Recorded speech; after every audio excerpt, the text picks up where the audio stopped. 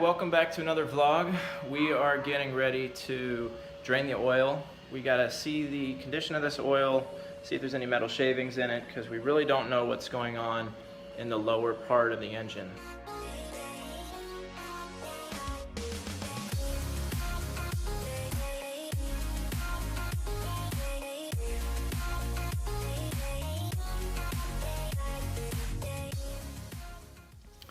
Alright, so now we're going to take our 5/8 inch socket here and remove the oil plug from the swing arm. All the mornings in the park, flying with my friends like we were Superman, although we are older.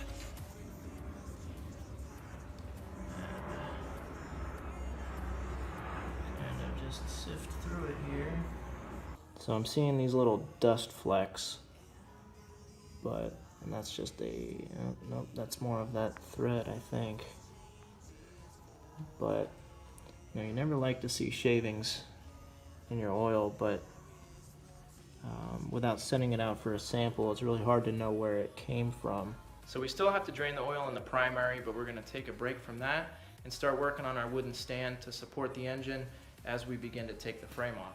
So originally I'd said we were going to build a wooden stand to support the engine when we remove the frame, and I was looking online and nice jack stands from Home Depot are only like 25 bucks. So I'm going to go pick one up and then we're going to start trying to pull the frame off the engine.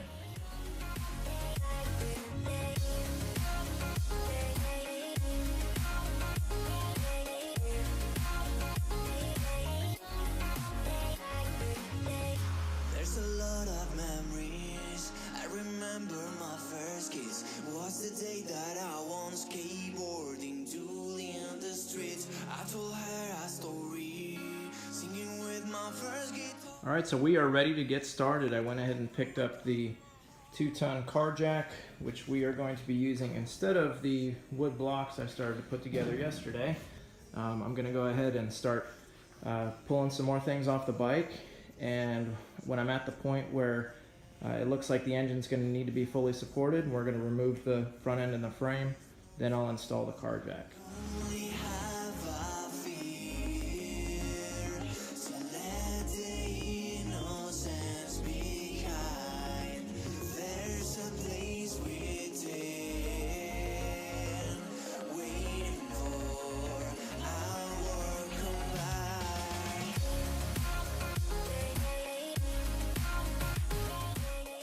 Alright, so we got the first motor mount screw removed. We're going to work on removing this entire support bar here. It's used to support the oil cooler, which I've already removed.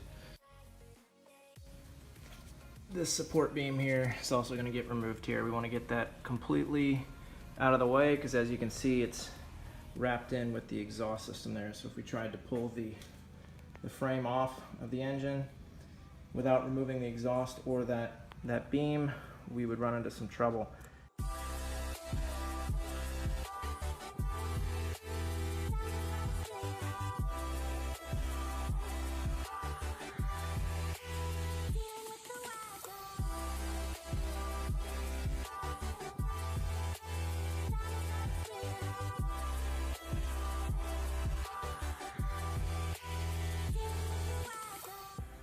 Alright, so this is one more reason I think Buell engineering was super fascinating.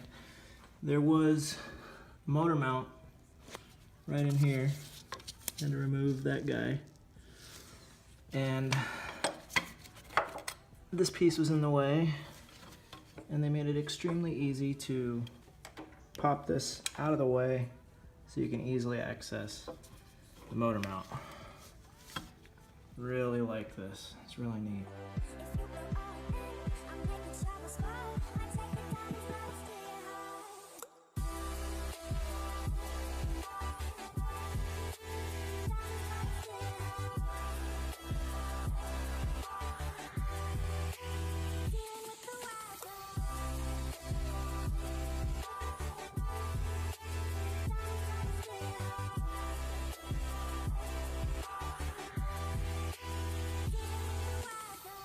So it has been 2 weeks since that last clip where I took the bike apart down to the engine and the swing arm.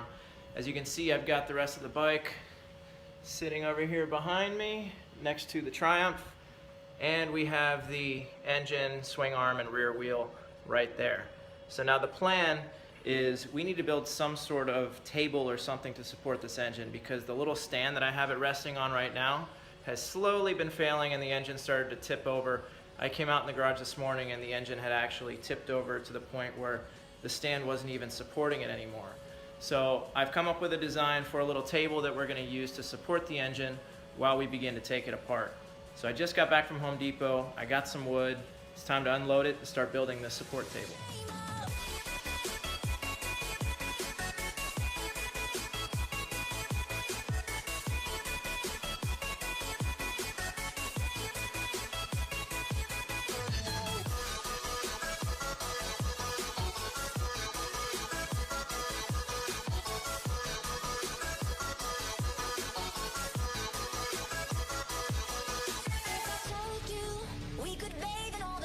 Would you rise up? Come and meet me in the sky. Would you trust me when you're jumping from the heights? Would you fall in the name of love? So as you can see, the engine isn't really supported that well at the moment. It's got this little jack stand and then an old dirt bike stand. And it actually tipped over this morning. The bike didn't fall, but it was awfully close. So I built this stand, and this is going to take the place of both jack stands actually. The engine itself will rest on this little table, and this way I'll be able to torque things down to spec and I won't have to worry about the engine falling off.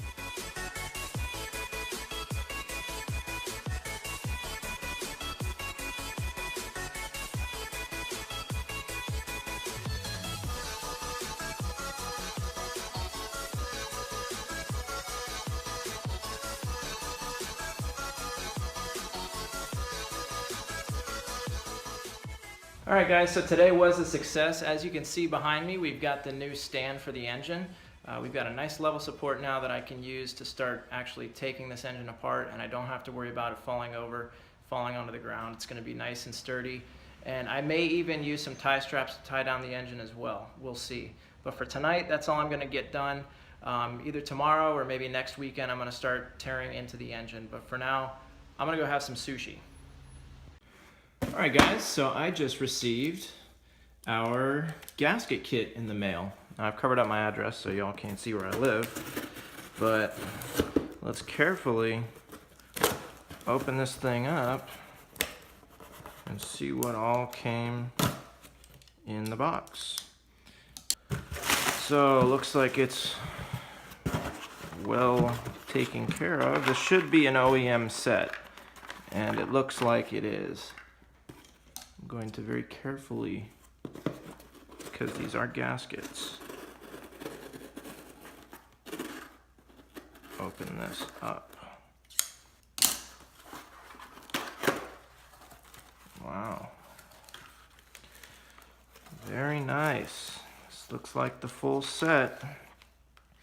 Alright guys, so I've got a little time today before I have to get some other things done, so I figured I might start taking off the top rocker. So looks like we got a little bit of oil leakage around that screw there. But anyways, the most important thing is to stay organized here. So what I've done is I've drawn a little diagram of the top rocker, and I'm going to keep track of my hardware. And of course I've got my my user or service manual here. So we're going to go ahead and start removing those screws, and I've got individual baggies that I'm going to store things in, and I'm just going to keep it in a box and keep everything organized as we move along.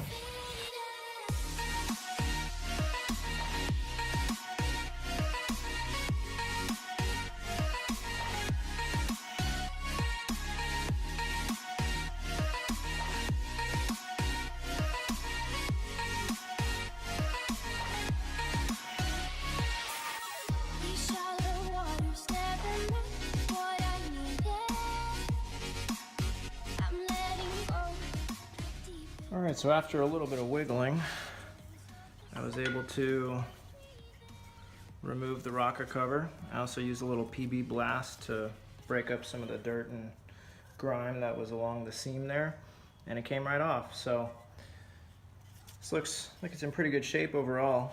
We're going to replace all these gaskets with the new gasket kit that I just got. but on first inspection, it doesn't look too bad in here, so that's a good sign. So we had just taken off the rocker cover, and now I need to put the bike at top dead center compression. That way I can remove the rest of the rocker assembly and keep working my way down on the head. I got all my valve lapping tools and what's that gel, the valve lapping gel. So I'm ready to do a valve job on this thing, but I need to get the valves out. So I'm also going to need to get a valve spring compressor, which I don't have yet. But for the moment, let's focus on getting the bike at top dead center compression. So I've got sort of this cool rig set up at the moment. I don't know if it's going to let me, yeah, I don't think it will. But you can see I've got my phone set up right over here, and I'm going to be watching the valves as I rotate the wheel, which rotates the crank. I'm in 5th gear, and I need to put this engine through a cycle so that I can get it to top dead center compression. And I also am going to be watching, I don't know if you can see, but I put a screwdriver in the spark plug hole, and as that screwdriver moves up and then gets to its peak before it starts to drop, that's how I'm going to know it's at top dead center. And I'm watching the valves to make sure I'm at top dead center compression. So really excited about this. It's going to be a fun project today. So let's see how it goes. So I learned my first lesson about listening to the forums. So the forums recommended that you put a screwdriver or something down the spark plug hole to be able to watch as the piston drops and rises again. However, I used a screwdriver without a bit in it. It's one of those ratcheting screwdrivers. I took the bit out, and what I noticed was as the piston dropped and then began to rise, the screwdriver actually became binded in the cylinder through the spark plug hole. And that bothers me for 2 reasons. One, it can damage the threads on the spark plug hole, and 2, it actually put a very small nick in the top of the piston. So I'm really annoyed about that. Nothing I can really do at this point. However, the piston's going to get covered up with carbon anyways. It's not like the valve hit it or anything, it's just a tiny little nick. So again, not a huge deal, but lesson learned for future and working with the rear cylinder. So what I've done instead is I've taken apart a pen, and I've actually rigged up sort of a guide system, and I've got a little flexible wooden barbecue skewer, and I've put a little mark on it so that we can watch as the piston rises up and down. So right now the bike's actually at top dead center, but I'm going to put it through a cycle just so you can see what happens as it goes through the exhaust cycle and the compression cycle, and we can watch the valves move in real time thanks to my camera setup here. So we're going to go ahead and rotate the rear wheel. Exhaust valve opens, exhaust valve closes, intake valve opens, intake valve closes. Now watch the skewer. The skewer's rising, rising, rising, and it's not rising anymore. So now we know we are at top dead center. The valves are closed on the front cylinder here, and we are ready to remove the rest of the rocker assembly.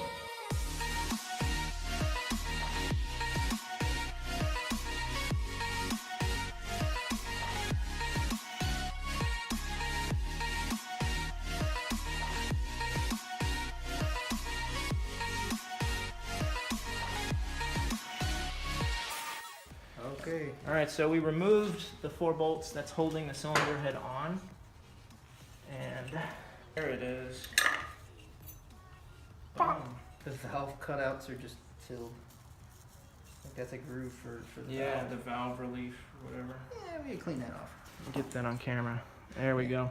That is a dirty, dirty valve setup right You there. can see, so this was the intake one, and that's the one that had the water on the outside, and it's got rust stalactites on the inside. Yeah. By the way, for those that didn't notice, Dave is back in town. Right. Say what's up, Dave. What's up, Dave? Beer break. Yep, beer break. Time for a beer break. Do you want a Mango flavor. Oh, it smells like maple syrup. It's a good sign. Yep. Mango, maple syrup, Florida vodka with Corona. hissing. I can hear it. Tastes like Corona and maple syrup. Is that good or bad? Worse than Corona, better than whatever that vodka was, I'm sure. Yeah, still looking for a beer sponsor, and now a vodka sponsor that's not those guys. All right, so we're going to try to vacuum out some of the crud before we start scrubbing it. So we'll see what kind of mess I can get off the piston right with this shop vac.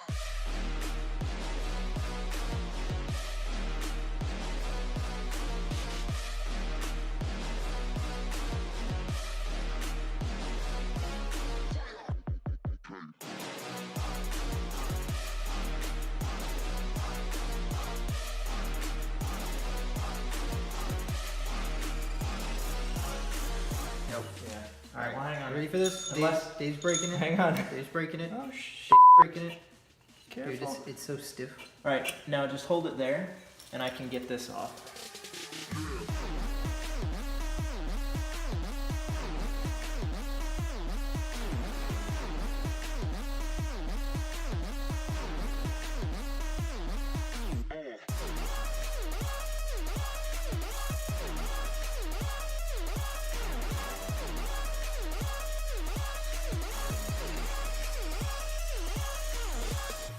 All right, so we successfully removed the cylinder, and we kept the piston with the same piston rings inside. We never actually removed the piston all the way. We just popped out the wrist pin from the rod, and now that allowed us to remove the base gasket here, and we'll be able to change the base gasket with a brand new fresh gasket. And I'm also going to change the gasket for the push rods. And all of this cylinder has to be done before we can get to this cylinder, because we need to keep the bike at top dead center compression. So looking inside, you can see that it's actually in really good shape. First thing you'll notice with the rod is if you push down or pull up, there's no real movement. However, if you look this angle, you've got a little bit of yaw side to side movement. I think that's typical with this motor or this engine, but I'm not entirely sure. But looking at the cylinder walls, it looks really clean. No scratches, nothing like that. The only kind of, I wouldn't call it damage, but kind of roughed surface is right here along the edge. But I don't think the piston rings actually get to that point. I think everything below that is just glossy, as you can see. So really happy with the way this looks. I'm hoping the rear cylinder is in the same shape. I'm gonna get the garage organized, get everything cleaned up, plug everything up so we can't have foreign objects falling into the engine. And the next job is going to be the valve lapping. So we gotta get a valve spring compressor, which we'll use to remove the valve springs to give me access to remove the valves. And I got all the materials for that except the valve spring compressor. So that will be the next part or the next series in this project. I'm really excited about it.